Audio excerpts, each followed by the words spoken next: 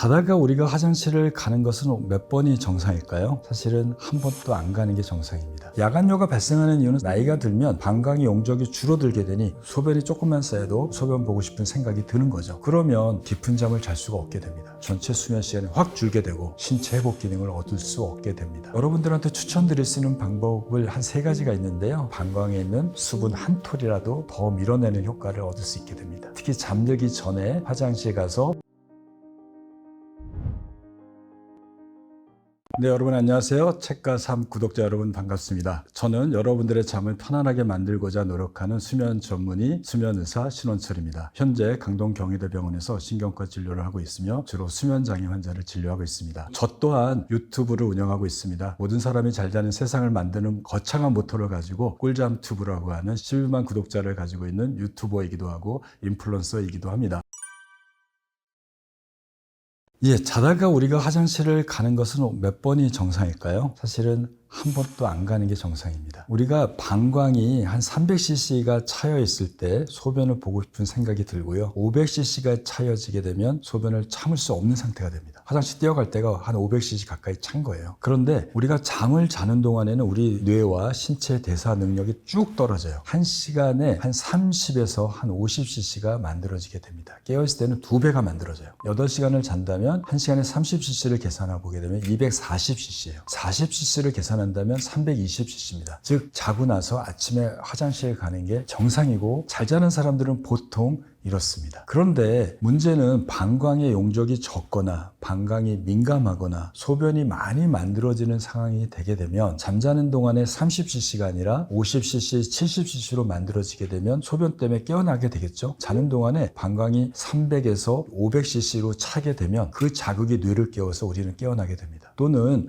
방광이 너무 민감해서 소변은 적게 차도 반응을 하게 되면 역시 깨어나게 됩니다. 야간뇨가 있는 분들은 하룻밤에 3번에서 5번씩 화장실을 갑니다. 1시간마다 간다는 분도 있습니다. 이렇게 되면 잠의 연속성이 떨어질 수밖에 없죠. 잠을 연결돼서 깊은 잠을 잘 수가 없게 됩니다. 1시간마다 깨어나게 되면 우리는 수면 사이클이 90분 단위로 반복되게 되는데 깊은 잠 당연히 줄 거고요. 꿈꾸는 잠도 당연히 줄 거고요. 수면은 얕은 잠에서 자다 깨다 하는 걸로 바뀌게 됩니다. 그러면 잠을 적게 자는 사람과 또 수면의 질이 나쁜 2가지 문제가 다 생기게 됩니다. 1시간마다 깨어나서 또 자는데 시간이 걸리니 전체 수면 시간이 확 줄게 되고 수면이 분절되니 수면의 질도 낮아지게 됨으로써 불면증과 거의 똑같은 부작용과 합병증이 나타나게 됨으로써 신체 회복 기능을 얻을 수 없게 됩니다. 야간뇨는 정상적으로 하룻밤 자는 동안에 2번 이상 깨는 것을 야간뇨로 정의하고 있습니다. 따라서 내가 하룻밤 사이에 2번 정도 소변 때문에 깬다. 이것이 하나 있다면 문제가 있는 겁니다. 2번째는 이러한 증상이 그냥 술 마시고 커피 마셔서 하루 정도 나타나는 것은 문제 삼지 않아도 되는데요. 한 달 이상 반복된다면 이것은 질병으로 간주해야 됩니다. 3번째는 자고 나서 개운치 않다면 야간뇨 때문에 수면의 질이 나빠진 거고 수면의 시간이 부족해진 거니까 이 또한 문제가 됩니다. 4번째는 낮에 활동할 때 자꾸 졸려요. 피곤해요. 업무를 집중할 수 없어요. 감정의 조절이 잘 안 돼요. 이러면 이 또한 수면의 부족과 수면의 질 저하를 초래하는 결과라고 얘기할 수 있겠습니다. 따라서 이 4가지 중에 한 가지라도 있다면 수면에 문제가 있고 야간뇨에 문제가 있다고 판단하셔도 되고요. 이것을 치료하기 위해서 병원을 방문하시는 것이 좋을 것 같습니다.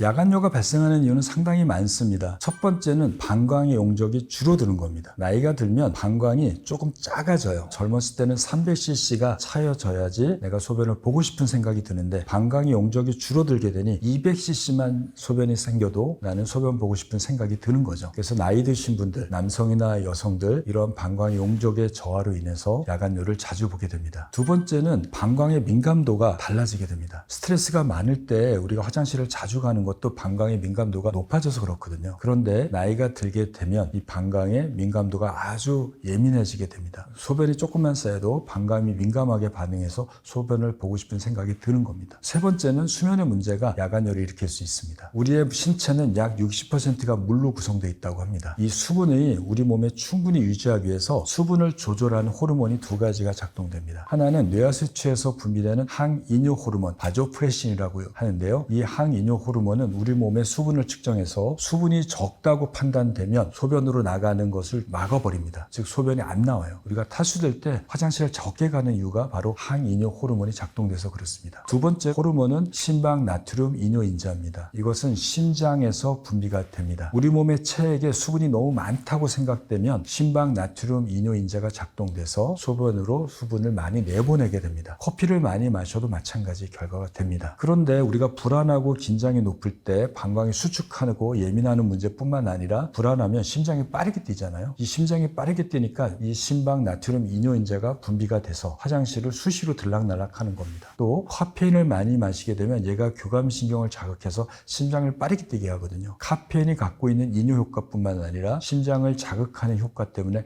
또 화장실을 자주 가게 됩니다. 그런데 나이가 들면 생체시계의 노화, 멜라토닌의 분비의 저하, 뇌로 빛이 적게 전달되는 거, 피로도의 압력이 낮아지는 문제로 인해서 잠자는 시간이 앞으로 당겨지고 깊은 잠이 줄어들고 중간에 자주 깨는 일이 나타나게 돼요. 자주 깨게 되면 뇌만 깨는 게 아니고요. 심장도 아주 빠르게 뜁니다. 우리가 잠을 깊이 잘 때 혈압은 깨어있을 때보다 깊은 잠일 때 10%가 떨어집니다. 이걸 야간 혈압 강화 현상이라고 얘기를 해요. 즉 뇌가 자고 신체가 쉬기 때문에 심장이 피를 내보낸 힘이 약해져야 됩니다. 많이 보낼 필요가 없는 거죠. 그래서 깨어있을 때보다 혈압이 10% 낮아지게 됩니다. 맥박도 역시 10에서 15%가 느리게 뛰게 됩니다. 그런데 중간에 자주 깨게 되고 수면의 질이 나쁘게 되면 뇌가 깨어남으로써 우리의 심장도 같이 깨어나서 아주 빠르게 짜게 돼요. 그래서 중간에 자주 깨는 불면증 환자나 중간에 자주 깨는 수면 무호흡증 환자들의 경우에 뇌가 수시로 깨기 때문에 심장이 자는 중에도 빠르게 뛰게 됨으로써 심박 나트륨 이뇨인자가 많이 분비가 됨으로써 자다가 소변을 더 보게 되고 더 깨게 되는 악순환 연결고리에 빠지게 되는 겁니다.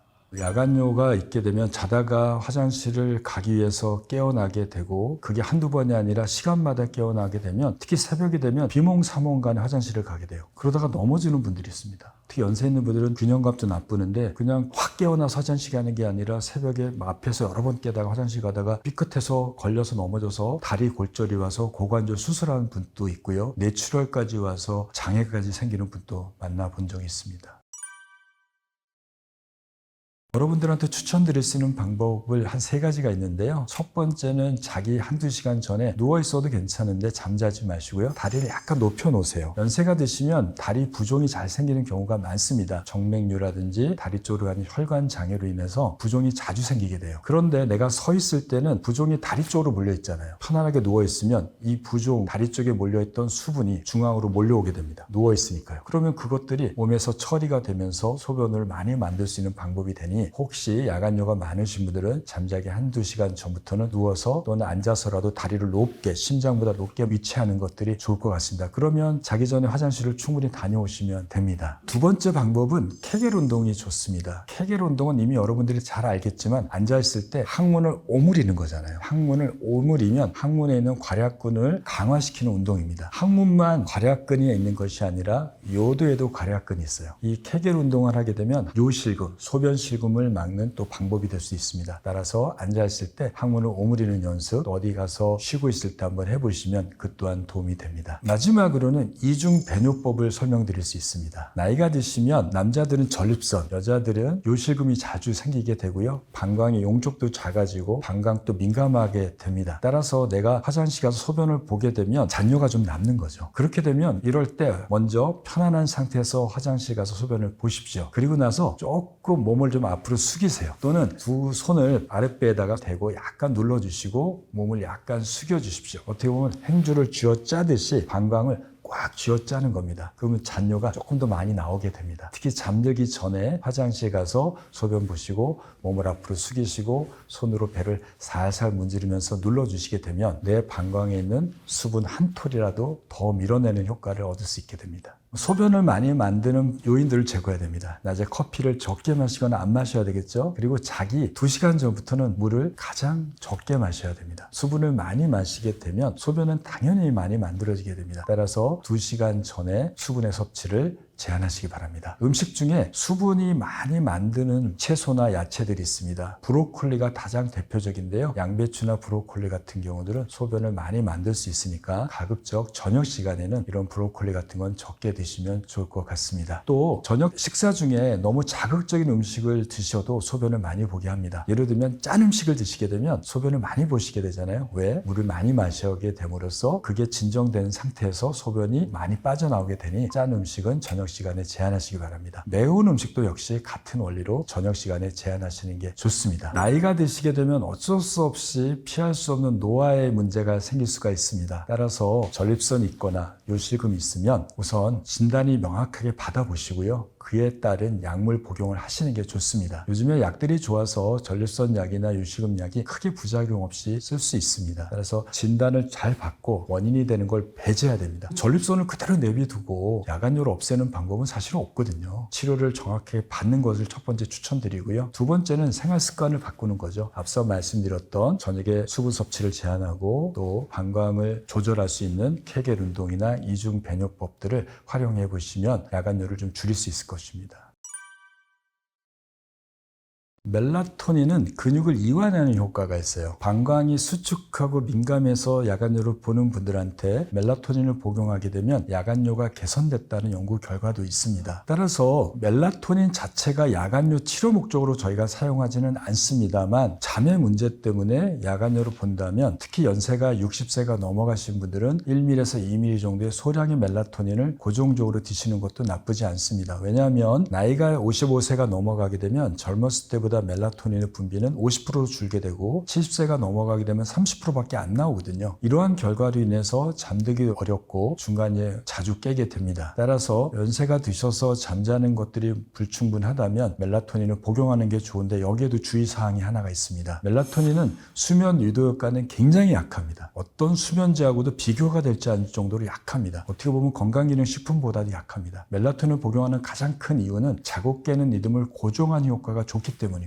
멜라토닌을 내가 정해지는 나의 생체 리듬에 맞춰서 분비가 되기 때문에 우리의 생체 리듬이 시작되는 거거든요. 그래서 교대 근무자 시차가 있는 분들을 내가 원하는 시간으로 잠자는 시간을 끌고 오기 위해서 멜라토닌을 복용합니다. 연세가 드신 분들의 경우 그리고 멜라토닌을 복용하신다면 내가 자는 시간을 먼저 고정하시고 그로부터 1시간 전에 멜라토닌을 복용해야 됩니다. 두 번째는 멜라라는 뜻은 검다라는 뜻이거든요. 멜라토닌을 복용해서 빛을 쬐게 되면 멜라토닌은 작동을 안 하게 됩니다. 따라서 멜라토닌을 1시간 후에 복용하고 취침 루틴을 하시면서 조명을 어둡게 하는 것이 좋습니다.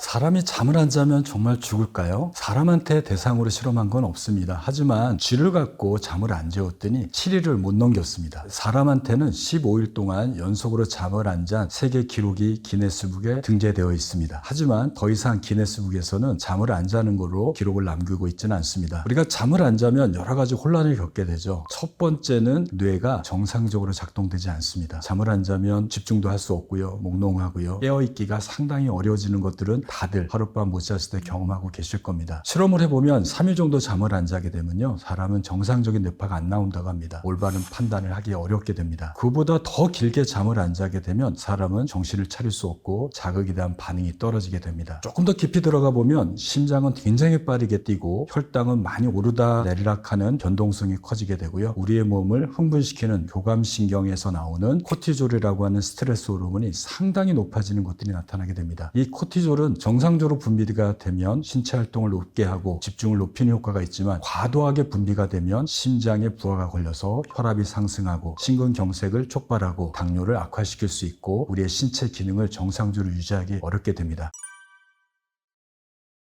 잠을 못 자면 만성 질환이 악화되고 뇌 기능의 저하가 초래됩니다. 왜 그러냐면요, 첫 번째는 뇌의 청소가 일어나지 않기 때문입니다. 우리가 깨어있을 때 여러 가지 활동을 하고 움직이게 되면요, 우리 신체나 뇌에는 찌꺼기가 쌓이게 됩니다. 당연한 결과겠죠. 특히 뇌에 쌓이는 찌꺼기가 베타 아밀로이드입니다. 이 베타 아밀로이드는 젊은 사람이나 나이 든 사람이나 뇌를 쓰게 되고 신체 활동을 하게 되면 계속 쌓이게 되는 뇌 찌꺼기라고 할 수 있습니다. 이 베타 아밀로이드는 우리의 뇌 손상을 초래하는 뇌 독성 물질로 작동하게 됩니다. 됩니다. 여러분들 많이 들어보셨던 알츠하이머 치매의 가장 기본적인 병리 기전이 바로 유전적인 변이에 의해서 베타 아밀로이드가 갑자기 많이 쌓이게 되고 그 결과로 뇌가 퇴행이 빨라지게 되면서 인지 기능이 떨어지는 질병이라고 할 수 있습니다. 잠을 적게 자거나 수면의 질이 떨어지게 되면 과도하게 쌓이게 되겠죠. 젊은 사람들도 이게 쌓이게 되는데요. 여러분들의 깨끗한 뇌가 쓰레기통으로 변하는 과정이라고 할 수 있겠습니다. 쓰레기로 가득 찬 뇌를 가진다면 정상적인 뇌 기능이 어렵고 판단도 어렵고 집중하기도 어렵고 뇌 기능이 떨어지니 신체 질병도 생길 수밖에 없습니다. 잠을 자면 특히 깊은 잠을 자는 동안에 뇌에 하수구 시스템이 있습니다. 글림파틱 시스템이라고 하죠. 깊은 잠을 자는 동안에 글림파틱 시스템이 열리면서 뇌에 쌓였던 베타 아밀로이드가 정맥으로 많이 빠져나가게 됩니다. 그럼으로써 우리는 뇌에 쌓였던 베타 아밀로이드가 없어지게 되니 뇌가 깨끗하고 건강하고 청소된 뇌로 아침을 맞이하게 됩니다. 따라서 우리는 우리의 몸을 정상으로 만들고 신체를 회복하고 몸을 청소하기 위해서 잠을 충분히 자야 됩니다. 단순히 잠은 쉬는 시간이 아니라 여러분들의 고장난 몸을 고치고 치유하고 정상화시키는 하나의 치유 과정으로 이해하신다면 여러분들이 잠을 간과할 수가 없을 것입니다. 뇌가 씻기는 과정이라고 표현할 수 있겠죠. 아주 적절한 표현인 것 같습니다. 참 세상이 많이 바뀌었어요. 여러분들이 퇴근하고 집에 가시면 너무나 할 게 많아요. 스마트폰 있죠. TV도 있죠. 여러분들을 밝히고 있는 환한 조명 있죠. 그리고 세상 뉴스가 핸드폰과 TV를 통해서 속속 전달되고 있습니다. 관심 가지 않아도 될 많은 내용들을 우리가 머릿속에 담게 됩니다. 이렇게 되면 이 빛과 정보들은 우리의 뇌를 활성화시켜서 잠을 방해하고 여러분들의 좋은 숙면을 갉아먹고 있는 겁니다. 그러기 위해서 여러분들이 또 루틴이 필요합니다. 낮에 문명의 이기를 통해서 여러분들의 업무의 능률도 높이시는 건 되게 좋을 것 같은데 집에 도착하시면 여러분들의 뇌를 수면 모드로 바꿀 필요가 있습니다. 만약에 6시에 퇴근하시고 내가 11시 정도에 잔다고 가정을 해보겠습니다. 잠자기 3시간에서 4시간 전에 식사를 끝내는 게 가장 좋습니다. 7시 전후에 식사를 끝내시는 거죠. 왜 그러냐면요. 음식을 먹으면 위장관에서 소화되고 이것들이 소화가 완료되는데 3시간이 걸린다고 합니다. 소화가 안 된 상태에서 즉 야식을 먹고 자게 되면 나는 식곤증 때문에 피곤해서 잠을 들지 모르지만 위장관은 계속 일을 해야 돼요. 위장관이 일을 하게 되면 머리에서 잠을 조절하는 생체시계도 잠을 자지 못하고 계속 깨어있게 됩니다. 그 다음날 생각해 보시면 개운하지 않고 찌뿌둥한 상태로 깨어난 경험들이 바로 위장관이 쉬지 못해서 나타나는 겁니다. 식사는 3시간에서 4시간 전에 끝내십시오. 그리고 나서 잠자기 3시간 전 땀나는 운동 하셔서는 안 됩니다. 특히 근력 운동은 괜찮아요. 스트레칭도 괜찮습니다. 하지만 내 이마에 그리고 팔에 땀이 흐르는 유산소 운동, 땀나는 운동은 절대 해서는 안 됩니다. 왜냐하면요. 땀이 나게 되면 체온이 상승하게 돼요. 움직여서 운동에서 올라가는 체온은 3시간에 걸쳐서 떨어지게 됩니다. 체온이 정상적으로 떨어질 때 우리 몸에서는 멜라토닌의 분비가 일어나게 됩니다. 운동에서 체온이 상승하게 되면 이게 떨어지는데 3시간이 걸리고 그때 다시 떨어질 때 멜라토닌이 나오게 되는 거죠. 잠들기 전에 특히 늦게 땀이 나는 운동을 하시게 된다면 체온이 3시간 후에 떨어지게 되니 멜라토닌은 3시간 후에 나오게 되니 잠자는 시간이 뒤로 미뤄질 수가 있고 나한테 좋은 잠을 1-2시간 뺏기는 결과를 초래할 수 있습니다. 심한 운동을 하고 난 다음에 정말 잘 자는 날도 있지만 여러분들 잘 생각해 보시면 그렇게 운동했는데도 중간에 깨는 경험이 있을 겁니다. 바로 이 체온의 문제 때문에 나타난 현상입니다. 따라서 저녁 8시부터는 스트레칭 그리고 근력 운동, 근육 키우는 운동을 위주로 하시기 바랍니다. 산책도 아주 좋은 운동이 될 수 있습니다. 그리고 그 다음부터는 여러분들이 하고 싶은 거 다 하세요. 핸드폰도 보시고요. 영화도 보시고요. 그리고 밖에 나가서 친구들하고 모임도 하셔도 됩니다.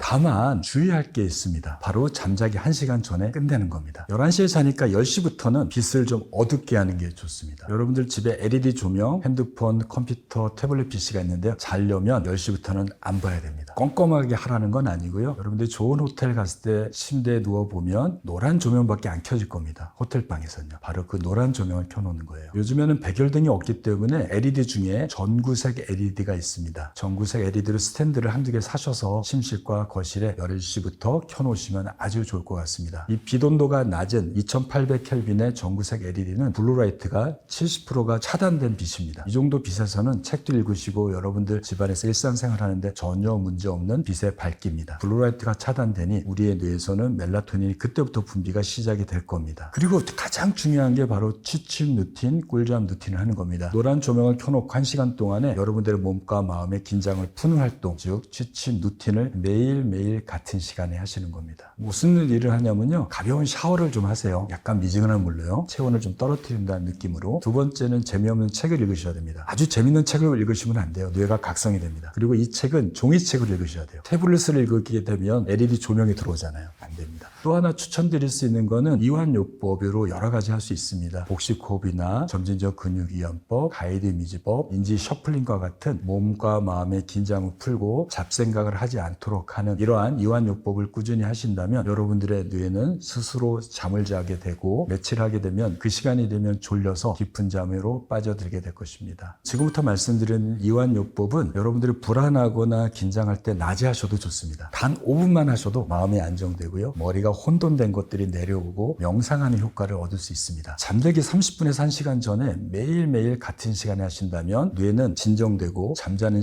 모드로 확 바뀌고 멜라토닌 분비를 높일 수 있는 방법입니다. 어렵지 않습니다. 첫 번째는 배로 숨쉬는 복식호흡입니다. 가장 흔하게 여러분들의 설명드릴 수 있는 방법이 478 호흡법입니다. 4초 동안에 숨을 들어 마십니다. 입을 살짝 다무시고 코로 숨을 4초 동안에 깊이 들어 마시는 겁니다. 그 다음에 7초 동안에 호흡하지 말고 숨을 참는 겁니다. 그 다음에 입을 살짝 벌리고 8초에 걸쳐서 숨을 서서히 내보내는 거예요. 마음이 급하시면 숨을 깊이 들어 마시고 후 내쉬니까요. 4초도 유지 못하고 8초도 유지 못합니다. 따라서 이 호흡법의 가장 중요한 거는 4초 동안에 숨을 분산해서 서서히 들어 마시고요. 8초 동안에 숨을 분산해서 서서히 내쉬는 겁니다. 이렇게 숨을 깊이 들어 마시고 멈추고 내쉬게 되면 두 가지 효과를 얻을 수 있습니다. 우리가 숨을 깊이 들어 마시면 산소 농도가 급격히 올라가게 되거든요. 산소가 높아지게 되면 우리 몸은 이완되게 됩니다. 숨이 부족하면 우리는 답답하잖아요. 불안해져요. 그래서 숨을 깊이 들어 마시면 산소 농도를 아주 높인 효과를 얻게 됩니다. 두 번째는 숨을 깊이 들어 마시게 되면 흉곽과 복부를 가로막고 있는 횡격막이 밑으로 내려가게 됩니다. 이렇게 횡격막이 내려가기 때문에 배가 불룩해진다고 해서 이것을 복식호흡이라고 얘기를 합니다. 우리가 숨 쉬는 거는 이 복식호흡을 하게 되면 횡격막이 움직이게 되는 거잖아요. 일부러 자극시키는 겁니다. 횡격막에 우리 몸을 이완시키는 미주신경, 즉 부교감신경이 연결되어 있어요. 부교감신경을 자극하는 겁니다. 그러면 얘가 뇌로 전달돼서 뇌에 복잡하고 흥분시키는 교감신경을 억제하고 뇌를 진정시키는 부교감신경계를 활성화시켜서 뇌가 저절로 이완되게 됩니다. 따라서 잠들 때 너무 걱정이 많거나 다음날 일과 때문에 스트레스가 많을 때 478 호흡법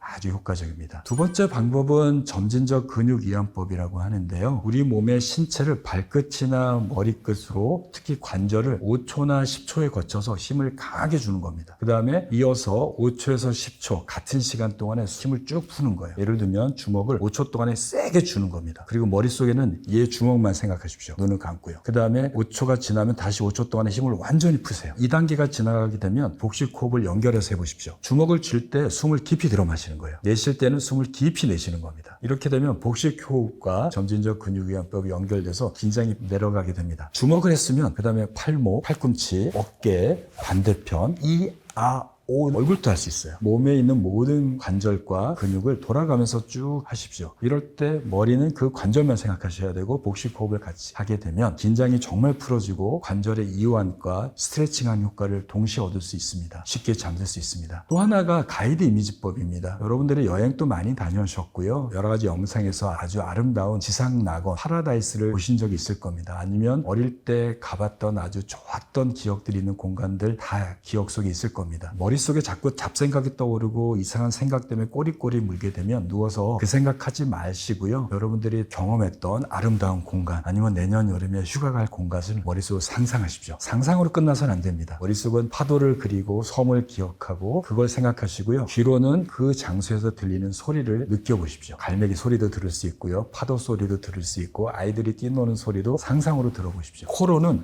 거기서 나오는 냄새를 느껴보십시오. 바다 내용도 느낄 거고요. 꽃의 향기도 느낄 수 있을 겁니다. 그리고 피부에는 그곳에서 바람이 내 피부를 닿는 느낌, 파도가 철썩거리는 느낌 이런 것들을 느끼면서 머릿속에 그걸 상상하시게 되면 긴장이 풀어져서 아주 쉽게 잠을 잘 수 있게 됩니다. 우리가 잠을 자게 되면 첫 번째는 우리의 신체 회복을 도와주는 성장 호르몬이 잠들고 3시간 안에 깊은 잠 동안에 분비가 됩니다. 성장 호르몬은 아이 때만 나타나서 키가 크는 것으로 알고 계시는데요. 성인들에서도 분비가 됩니다. 이 성장 호르몬은 우리의 신체 회복, 즉 근육의 회복을 회복을 굉장히 빠르게 하고요. 정상화시키는 과정을 갖게 됩니다. 두 번째는 뇌에서 아까 베타 아밀로이드라고 하는 독성 물질이 제거된다는 거 말씀드렸고요. 세 번째는 면역세포가 활성화됩니다. 우리 몸의 면역세포는 외부에서 들어온 바이러스와 세균에 대처해서 싸우는 역할을 하게 되겠지만 더 나아가서 우리 신체가 일을 함으로써 생기는 염증 물질, 산화 물질이 쌓이게 됩니다. 몸에는요. 이 염증 물질과 산화 물질이 신경세포를 손상을 시키게 됩니다. 즉 이것 때문에 우리는 나이가 들어가고요. 노화가 진행되고요. 세포가 손상됩니다. 그런데 깊은 잠을 자는 동안에 면역세포가 활성화돼서 몸속에 떠돌아다니는 염증 물질과 산화 물질을 다 제거하는 과정이 일어나게 됩니다. 즉 뇌에서는 베타아밀로이드가 빠져나가는 글림파틱 시스템이 활성화되고 우리의 신체에서는 면역세포가 활성화돼서 우리 몸을 녹슬고 망가뜨리는 염증 물질과 산화 물질을 제거하는 과정이 나타나게 됩니다. 이러한 과정을 통해서 여러분들이 낮에 일하면서 손상된 세포가 회복되고 재생되고 치유되고 뇌가 정상화되는 과정을 겪게 됩니다.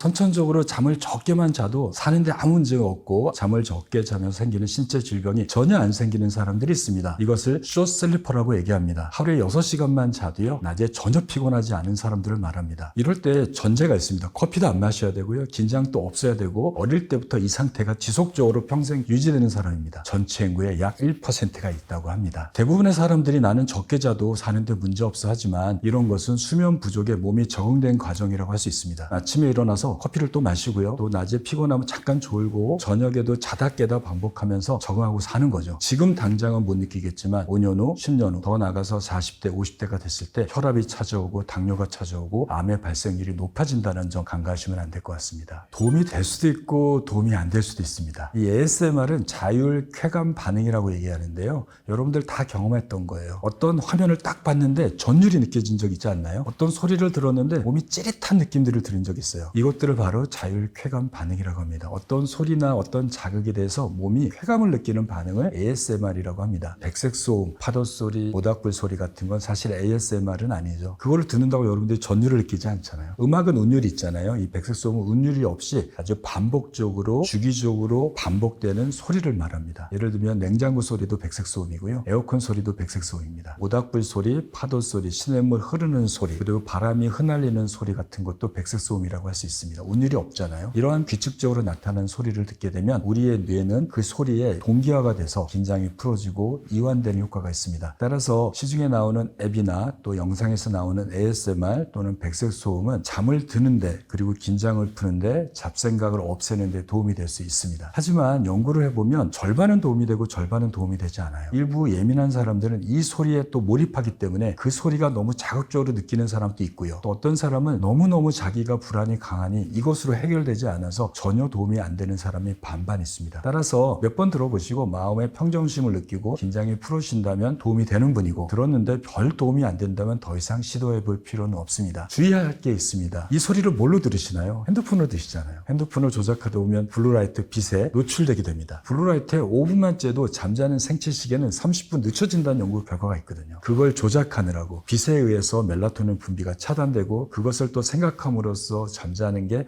늦춰질 수 있습니다. 따라서 가급적이면 타이머를 설정하시고요. 잠들기 30분에서 1시간에 틀어놓고 한두 시간 안에 자동으로 꺼지도록 만드시게 설정해 놓으시면 아주 좋을 것 같고 두 번째는 핸드폰 없이 소리가 나오는 전자기기를 활용하시면 더욱더 좋을 것 같습니다.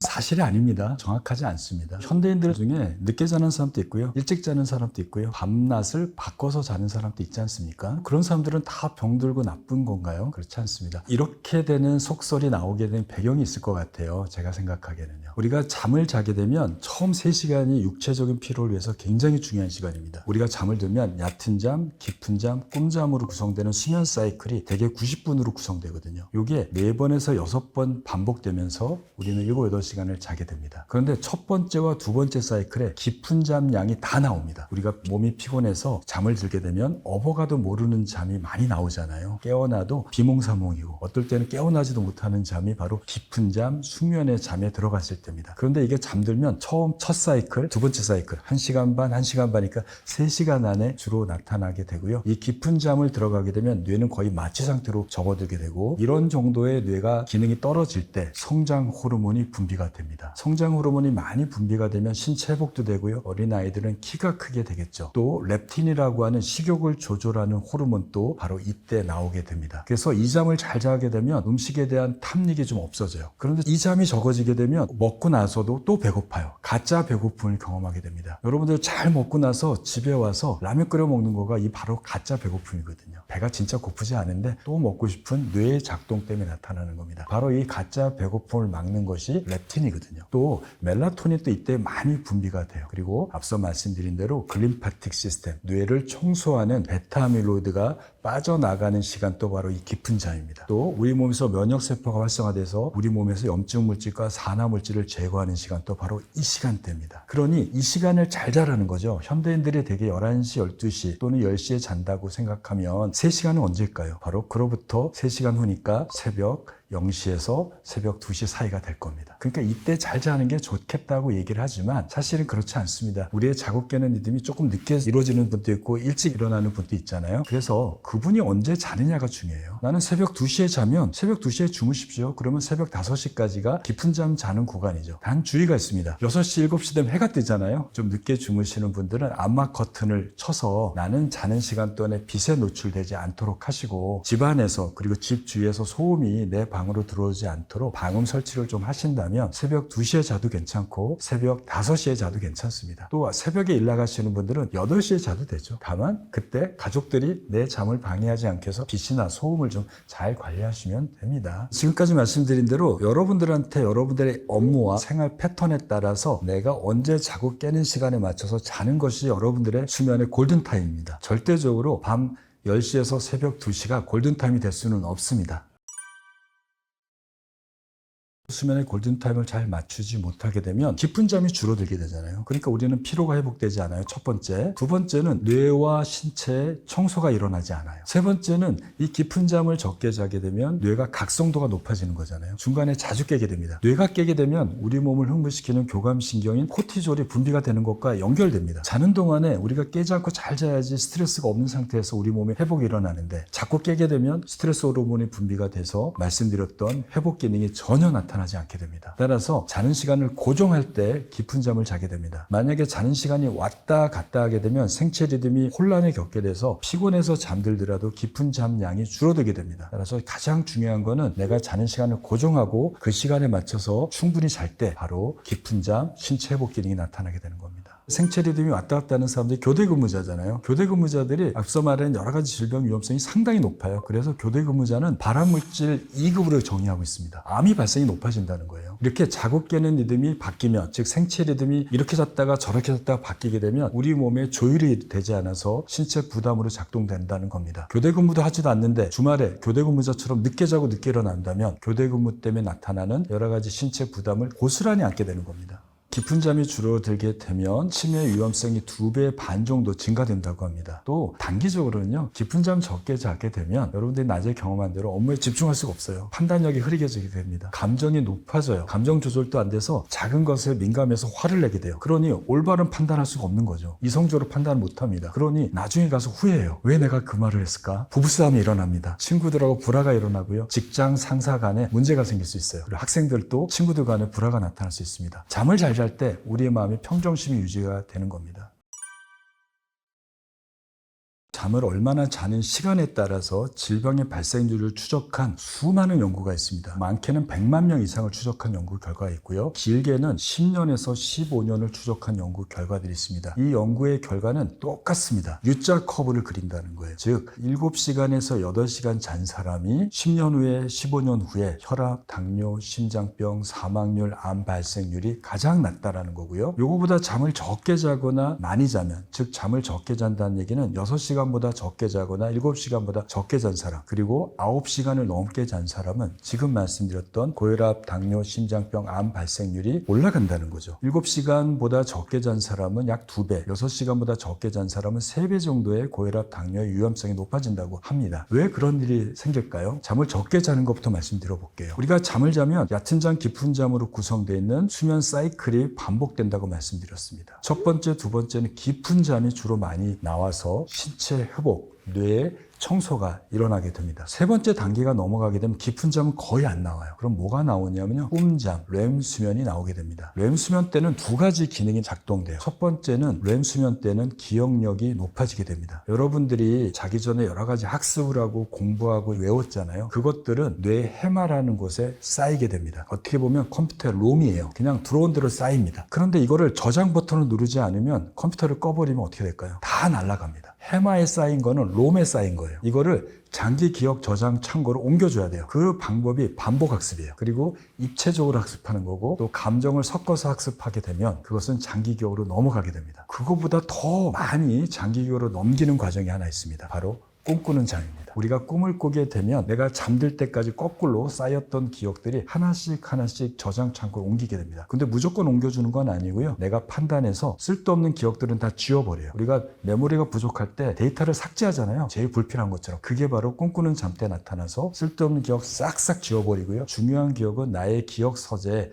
필요한 곳곳에 하나씩 저장하는 과정을 겪게 됩니다. 그런데 잠을 7시간보다 적게 자서 6시간을 잔다면 1시간 동안의 램 기억을 저장하는 시간이 부족한 거죠. 그러니 기억력이 잘 떨어지게 돼요. 그리고 기억력이 떨어지게 되니까 인지 기능도 떨어지고요. 더 나아가면 치매도 생기게 됩니다. 또 하나가 있어요. 꿈꾸는 잠 동안에 감정이 조절돼요. 기억뿐만 아니라 우리가 감정의 내용들은 편도체라건 해마 앞쪽에 쌓이게 돼요. 그래서 막 낮에 화나고 이런 것들이 편도체 그대로 쌓여 있으면요, 한 달이 지나도 두 달이 지나도 그게 상처가 돼요. 그리고 1년이 지나면 몇 년 전에 있었던 일들이 상처가 돼서 그 기억이 다시 살아납니다. 그런데 렘 수면 동안에 이 해마가 감정의 연결고리를 깨트리기 시작합니다. 그래서 잠을 잘 자고 나면 화났던 것들이 좀 사그러들어요. 잠자기 전에는 아이 그 죽일 놈 나쁜 놈 막 이러다가도 자고 나면 아이 그럴 수 있지라고 하는 게 바로 꿈꾸는 동안에 편도체에 쌓였던 나쁜 감정들을 정리한 시간을 겪게 됩니다. 그런데 잠을 적게 자면 이 렘 수면이 줄게 되잖아요. 감정 조절이 안 돼요. 화만 나요. 짜증이 나요. 화나고 짜증나고 감정 조절이 안 되면 어떻게 되죠? 스트레스 호르몬이 또 올라가게 됩니다. 얘들은 혈압을 높여요. 당뇨의 저항성을 떨어뜨려요. 그리고 혈관을 좁게 만듭니다. 그리고 뇌도 과한 자극을 만들어요. 그렇게 되면 수면의 부족, 수면의 질 저하에서 나타나는 여러 가지 뇌 손상, 신체 손상이 가중되게 되죠. 이러한 문제로 인해서 우리는 잠을 1시간이라도 적게 자게 되면 신체 질병이 높아지게 되고, 그게 2시간이 되면 2배로 높아지는 결과를 초래하게 됩니다.